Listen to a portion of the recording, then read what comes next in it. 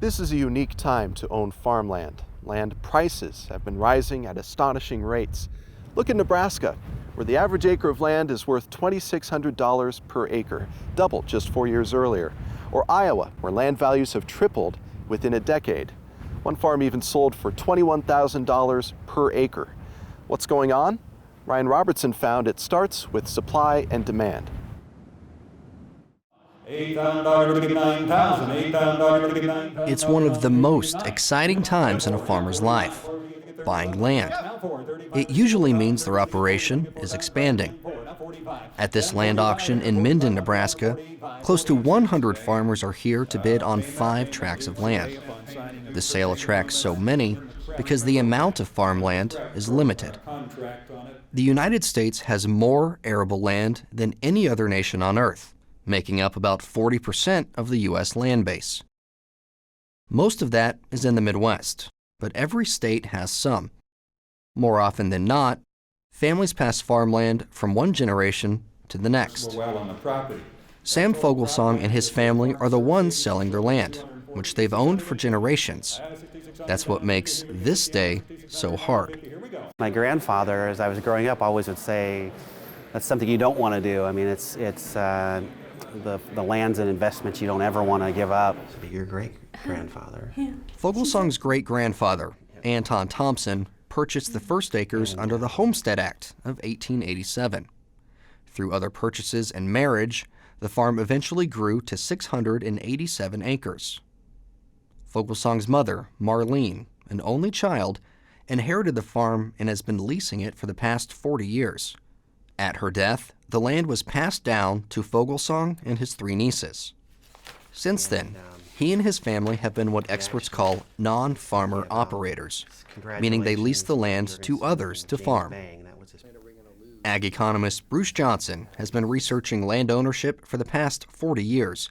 He says non-operators are quite common. Well, ownership of land does vary quite a bit across the country, but in the central part of the country, even up through the Corn Belt, Ohio Valley, and so forth, you see more than half the land owned by non-farmer operators. The people that have inherited the land a generation or two before and still own it. Fogelsong's own health prompted him to make a decision about the future of his family's land.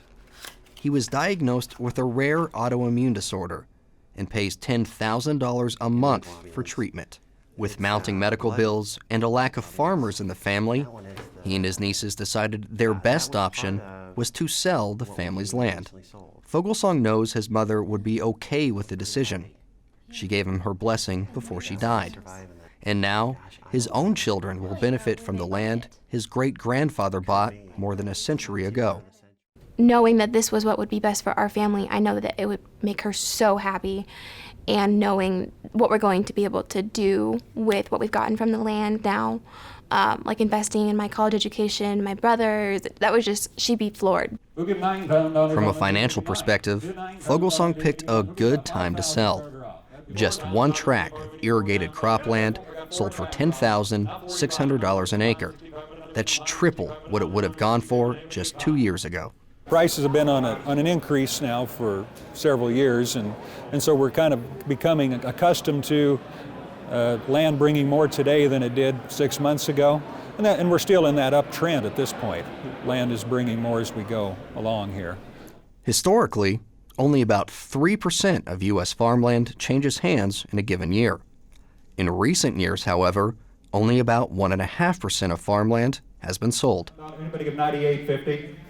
The Fogelsong's land was bought by 3 established farm families, following a national trend of what experts call the disappearing middle of American agriculture. Well, that's a trend that's been going on for a long time, that the fewer become larger and the majority phase out.